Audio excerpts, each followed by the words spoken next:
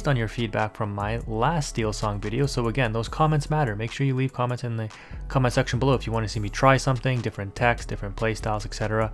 I do listen and I do like to interact with you guys. But what you see on screen here is my updated Amber Steel Song list, where I decided to cut out the Cinderella just because it seemed like it was a little underwhelming in the Ruby Sapphire match, of which I've only played one and I didn't record it. And I did win it, by the way. But I did record the next two matches, which were mirror matches against the same person that I ended up re-queuing against, and this was the list we used. So we cut 3 Cinderellas and we cut 1 Lantern, and we input 4 Beast Tragic Hero. And basically what this card does is essentially allows you to draw an extra card at the start of your turn every turn if it has no damage, and if it does have 1 or more points of damage, it actually gets +4, so it becomes a 7/5 beast, or 7 whatever minus the amount of damage it has, which is a pretty big tank that can take out pretty much anything. He basically becomes a Maleficent Dragon at that point, right? 7 attack. So I figured, yeah, I'll throw him in there and try him out. In the mirror match, I think he's a little underwhelming because you're going to get wheeled anyway, so the card advantage likely doesn't make too much of a difference. But as you saw in that opening clip, he actually put in a lot of work, and he does synergize decently well with this deck, because against certain threats like other steel decks that drop Cinderella or like a Goofy, this deck would struggle with those for sure. Drawing into that World's Criminal Mind off the Beast won me that game, and we're going to take a look at that match a little bit more in depth. But I think that this deck list is pretty condensed or concise, so it's consistent enough, and you're going to see that in the first match and the second match, that we're able to kind of get our combos going. And going back to the Yu-Gi-Oh days, consistency was everything. Before we move into the clips, I just want to mention that the Queen is an integral part of being able to beef up your characters and take out big threats like that Steel Cinderella if you don't draw into the World's Criminal Mind. And Rapunzel is a little underwhelming, so I know I have a couple of Rapunzels in real life. I might want to offload them because yeah, they just don't seem to pack the punch they used to. Anyways, let's go ahead and take a look at these two matches. So to start off, our opening hand is actually pretty good. We just want to mulligan the 1 uninkable in the Grab Your Swords, and we draw into the most broken thing, the 1 copy of Whole New World, which means our hand is literally perfect. So we start off with the Cinderella, and we see the opponent ink a Rapunzel and drop a Cinderella, and I'm like, okay, likely a mirror match. Draw into a Lantern, which again is just like, the game is giving me the god draws right now, which is quite insane. We end up inking a World's Criminal Mind because we anticipate that we're going to be wheeling very soon, and we're not going to be able to use that to take out a big threat like a Cinderella, so that's why that went into the inkwell. The opponent does drop Double Stitch though, so they're trying, either like they read that I was dumping my hand so I can wheel, so they're trying to dump theirs as well, like it was a read, or this is literally all they have. We end up shifting into Queen on turn 3 though, and singing a Grab Your Swords, yeah, questing, and then the opponent just inks and passes, so clearly they don't have the greatest hand. We're going to see in just a second. We wheel away their hands, and look at the advantage that we have here at this point. There's not too much I think the opponent can do. We get another wheel, so yeah, they discarded Tinkerbell, double Grab Your Sword, so they just didn't have a good hand there. And I don't know, like their deck is probably built very similar, if not the same, to mine. I'm obviously playing the Beast, and I don't think many people are in their Steel Song, but this is what you guys said in the comment section you wanted me to test, and you'll see the results of it here. So we do have the Beast, but we're going to opt obviously to go for Stitch here on the curve. We could have played Beast with the 4 ink and the Lantern, but we're going to opt to use Rockstar to continue to keep our hand healthy and get the inkables that we need in order to continue to play. But as you can see, we're just absolutely dominating this matchup here, debating what I want to do, and I'm just like, well, I don't want to waste my Grab Your Swords yet, so I'll just quest with everything. He likely has a Grab Your Swords, even though he discarded 2, but otherwise he just loses. He would just scoop if he didn't have a Grab Your Swords, right? Like there's nothing you're going to do against this board. Yeah, exactly. So that takes care of half my board, but I still got all my big threats. Is he going to opt to crash a Cinderella? No. And now that I have 2 Grab Your Swords and 2 Whole New Worlds, I'm like, well, at this point I might as well just play it. I dropped the Beast, and I'm like, you've gone through 3 Grab Your Swords. You're going to be able to drop a Tinkerbell, but I know you inked one and you discarded one. I'm going to wheel you away, see if you discarded another Tinkerbell, but the odds you have your 3rd Grab Your Swords and one of your 2 Tinkerbells left in your deck, I'm going to say is pretty low, so my Beast will likely get advantage next turn if I can draw it, if you can't damage it. And yeah, there you can see the opponent's discard pile.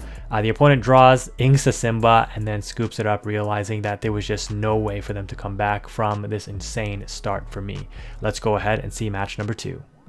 So we jumped straight back into the queue, and I go second this time, and this match was absolutely crazy. And this just goes to show you how important it is for Amber Steel Song to basically go first, especially in the mirror match, because tempo in this deck is everything. The way that this deck wins against other decks in the meta, and why it was so strong in Chapter 1, is because Chapter 1 was obviously a lot slower, less cards, less ways to build decks, but you could reset tempo with a whole new world.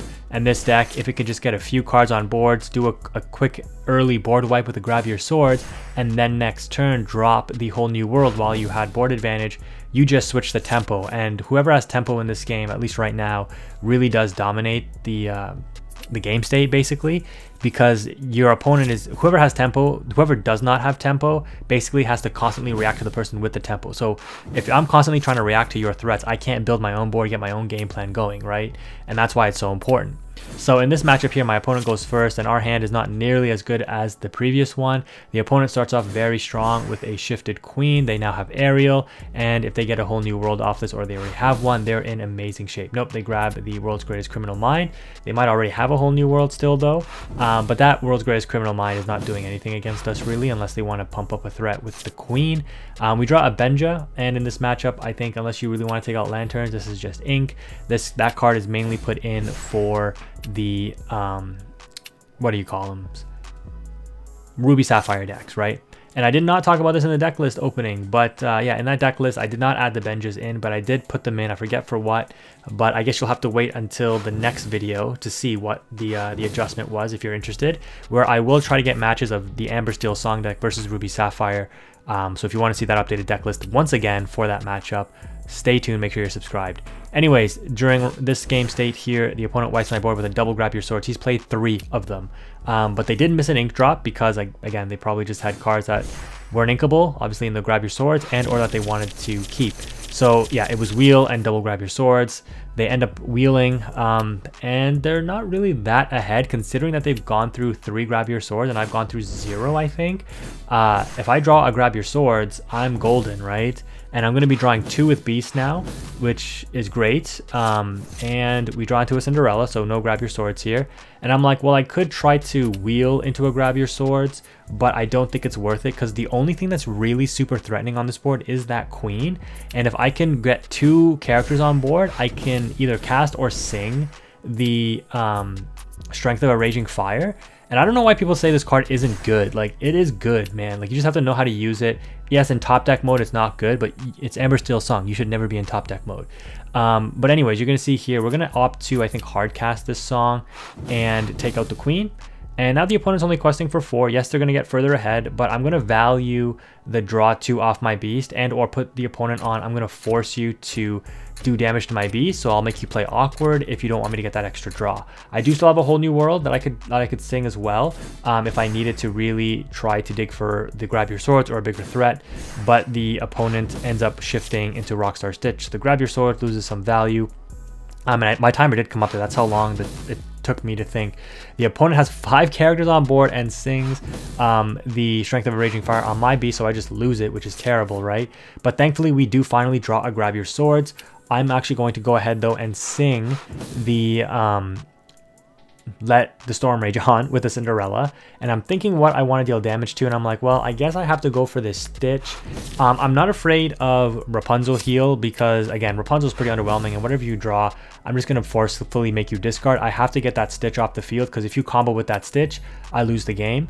And so I clear the opponent's board, you know, thankfully drawing into that Grab Your Swords. I drop a Cinderella, and I still opt not to wheel. My opponent sings their own Grab Your Swords, and I'm like, man, this is a really bad situation. They drop yet another aerial, and they're likely going to get a whole new world. And so I'm like, okay, this is actually not the worst situation. Again, considering I've only used 1 Grab Your Swords, I'm going to go ahead and play my Beast and my aerial because I can afford to in this situation. And I don't want to grab the Grab Your Swords, unfortunately, because I know the opponent's going to wheel. So I just go ahead and grab Strength of a Raging Fire and pass. I should have probably inked that because I don't think I inked this turn, unless I did. I don't know. Gotta go back and check. But yeah, sure enough, the opponent drops a Cinderella, sings the whole new world, and they look like they're golden, right? They've got an insane board state with that Cinderella, which wins the mirror match usually.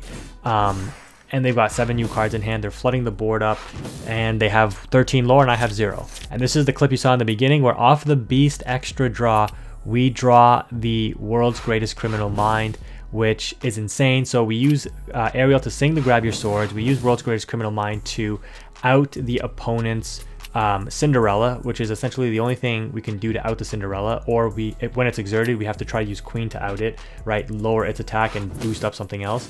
We ink the Simba, use the Lantern with the last 5 ink to drop a Tinkerbell, and we wipe out the opponent's whole board, wipe out all their advantage, and we have another Cinderella in hand. We're still going to draw 2 with Beast most likely, unless the opponent wants to try to ping damage on it. And so we're just like super golden. Ironically enough, we have to worry about decking out, which is kind of insane. The opponent once again tries to go wide without a Rockstar Stitch, so they're not gaining back card advantage. They shift Queen to protect against the Tinkerbell beating over the Simba, which, you know, is a misplay. Why would you drop the Simba in bodyguard mode?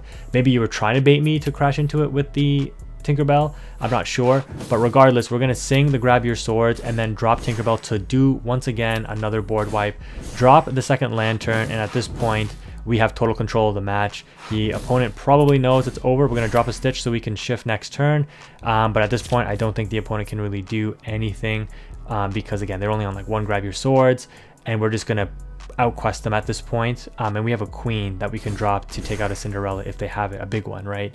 So that's going to go ahead and wrap up this match, guys. If you enjoyed this video, let me know. And again, the Amber Steel Song videos seem to be pretty popular with you guys, so I just want to go through different iterations of the deck and update it slowly to show you how certain matchups go. But yeah, that's going to wrap it up for this video. If you made it this far, thank you again for watching. A like would be appreciated. Quantum is out.